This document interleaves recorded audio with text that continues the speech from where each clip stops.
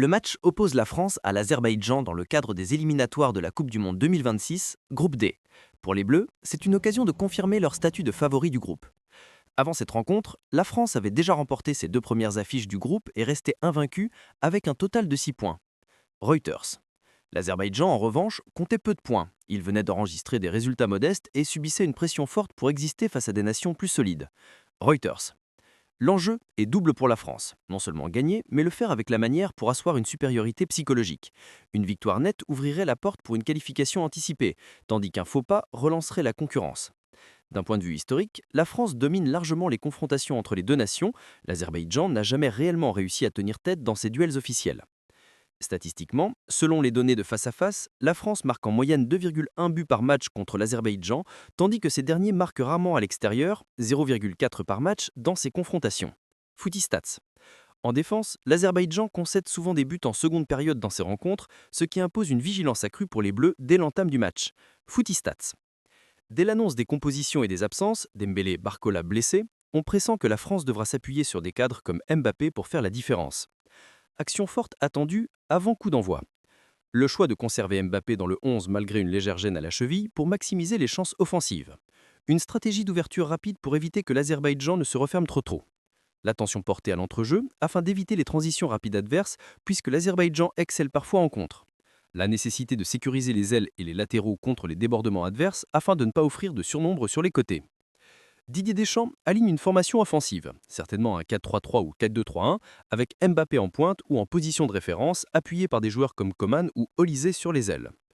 En l'absence de Dembélé, Barcola et d'autres blessés, l'équipe s'appuie sur un noyau plus expérimenté, avec Rabiot, Tchouaméni ou Koné au milieu pour apporter de la densité et de la récupération. L'Azerbaïdjan adopte un bloc compact, resserré, avec peu d'espace entre les lignes. Leur ambition sera de résister, de limiter les dégâts, voire de surprendre sur contre-attaque. La France cherche à imposer le tempo, à faire circuler le ballon rapidement pour créer des décalages, à utiliser les ailes et les changements de rythme pour déséquilibrer le bloc adverse. Un souci tactique. L'adversaire pourrait chercher à exploiter les transitions rapides, d'où l'importance pour les milieux français d'être vigilants et de ne pas être dépassés. Mbappé, en tant que point d'accroche offensif, devra sans doute décrocher, recevoir entre les lignes, ouvrir les défenses par ses appels, tout en étant prêt à recevoir des passes dans les couloirs si besoin. Le rôle des ailes, Coman ou Olysée, sera vital pour écarter le jeu et créer du surnombre et obliger l'Azerbaïdjan à sortir de sa structure.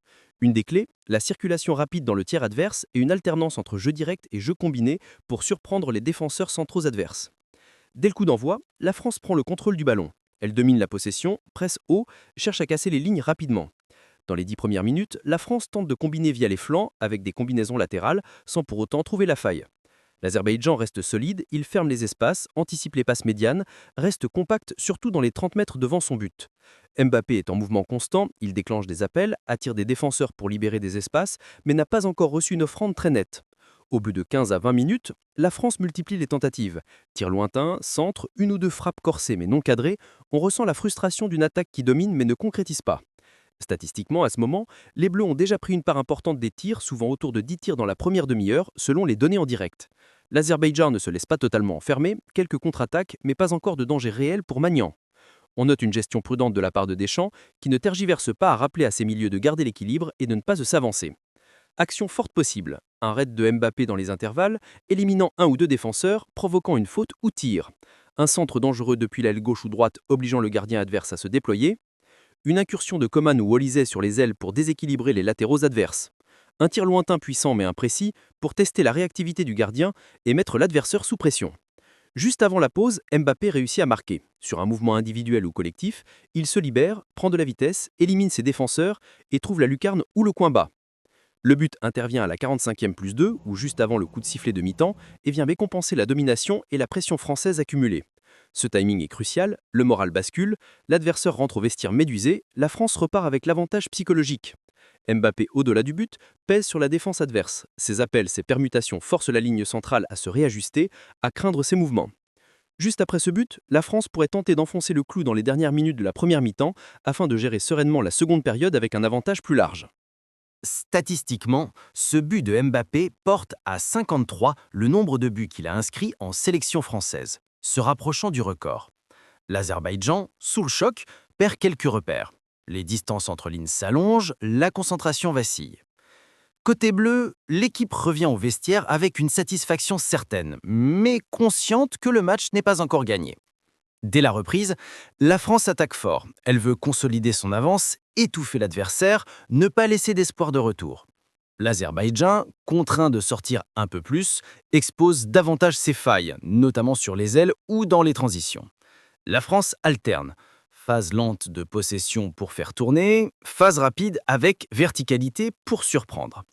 Mbappé reste au cœur du dispositif, prêt à recevoir, à combiner, à se projeter, à être la première solution offensive.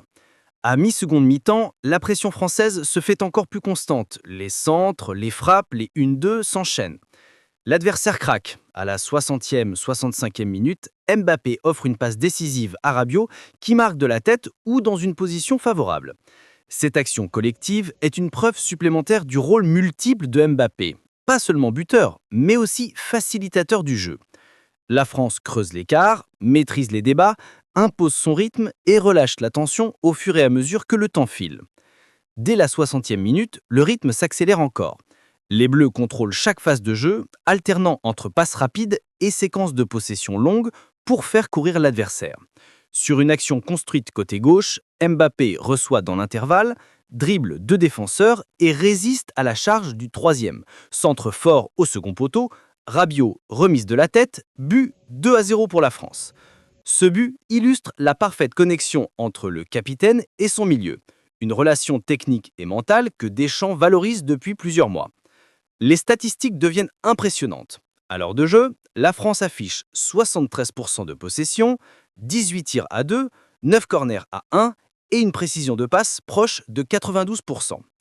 Mbappé, auteur d'un but et d'une passe décisive, influence directement les 2 réalisations du match. Le pressing collectif continue. Klose multiplie les courses et les transitions sont fluides. L'adversaire dépassé n'arrive plus à sortir de son camp. On assiste à un véritable siège technique mais discipliné. Après le deuxième but, la France ne baisse pas le pied. Les joueurs conservent la même intensité, mais avec plus de maîtrise. Moins de précipitation, plus de contrôle. Kefren Turam. Orchestre le tempo au milieu, alternant entre jeu long pour étirer le bloc et courtes passes de conservation. Mbappé, conscient du rôle collectif, se met davantage au service de l'équipe. Il décroche, oriente et participe même aux tâches défensives. Cette attitude montre une évolution dans son jeu. Moins individualiste, plus stratège, véritable capitaine exemplaire. Sur le plan défensif, Saliba et Upamecano ne laissent rien passer. L'Azerbaïdjan ne cadre aucun tir entre la 50e et la 80e minute. Les Bleus affichent une structure quasi parfaite. Ligne resserrée, pressing coordonné, communication permanente. À la 75e minute, Deschamps procède à ses premiers changements. Thauvin, Kamavinga et Nkunku entrent pour apporter de la fraîcheur. L'objectif est clair, préserver les cadres, donner du temps de jeu et maintenir l'équilibre sans relâchement. À la 83e minute, la France inscrit un 3e but qui vient sceller la victoire. Sur une action rapide, Coman déborde à droite, centre fort, Mateta remise de la tête pour Thauvin qui conclut d'une volée précise, 3-0 pour la France. Le Stade de France exulte, l'équipe a tout montré, maîtrise, vitesse, créativité et esprit collectif. Ce but est symbolique, il vient d'un joueur remplaçant, preuve de la profondeur de banc et de l'état d'esprit général. Les statistiques finales sont sans appel. Possession 70% France, 30% Azerbaïdjan. Tir 24-10 cadré contre 3-0 cadré. Passe réussie 92%. Duel gagné 61% pour les Bleus. L'équipe a dominé dans tous les secteurs. Récupération, vitesse de transition, maîtrise des secondes balles. Aucun carton, aucune faute grossière. Une victoire propre, disciplinée, symbole d'une équipe en pleine confiance. Les applaudissements descendent des tribunes, chaque joueur salue le public, le sourire aux lèvres. Kylian Mbappé a une nouvelle fois prouvé pourquoi il est le leader incontesté des Bleus. Avec un but et une passe décisive, il a directement participé à 2 des 3 buts français. Mais son influence va bien au-delà des statistiques. Son impact sur le rythme, sa capacité à aspirer les défenseurs et à libérer des espaces ont permis à toute l'équipe de s'exprimer plus librement. Dans les chiffres, sa performance est remarquable. 6 dribbles réussis sur 8, 4 occasions créées, 3 passes clés, un but, un assist. Son positionnement, souvent intérieur, a permis à Théo Hernandez de monter davantage sur le flanc gauche, créant un déséquilibre constant. En capitaine, Mbappé a également montré un comportement exemplaire. Encouragement, communication, attitude positive, même quand les tentatives échouaient. Ses statistiques défensives montrent aussi des progrès. 2 ballons récupérés, 1 interception et 3 replis efficaces. À la fin du match, les observateurs s'accordent. Mbappé n'est pas seulement un buteur, il est désormais un véritable chef d'orchestre offensif. Avec cette victoire 3-0, la France conserve la tête du groupe avec 9 points sur 9 possibles, 11 buts marqués et 0 encaissés. Didier Deschamps souligne en conférence de presse « C'est un match plein, du sérieux, du talent et surtout du collectif ». Ce résultat conforte la dynamique. La France est sur une série de 8 matchs sans défaite, toutes compétitions confondues. L'objectif est clair, valider la qualification avant la dernière journée et continuer à faire tourner tout en maintenant la cohésion du groupe. Mbappé, de son côté, s'approche à grands pas du record historique d'Olivier Giroud. Avec 53 buts, il pourrait le dépasser avant la fin de l'année. Les jeunes, comme Kamavinga ou Kolo Muani, gagnent du temps de jeu et apportent de la profondeur au projet collectif. Le prochain match contre l'Islande sera un test de régularité, conserver le même niveau d'exigence face à un adversaire plus physique. Si la France continue sur cette voie, elle pourrait bien s'assurer une qualification dès le mois de novembre et préparer la Coupe du Monde en toute sérénité. Victoire convaincante, Mbappé impérial, collectif discipliné, cette France-là impressionne. Et toi, que penses-tu de la performance du capitaine?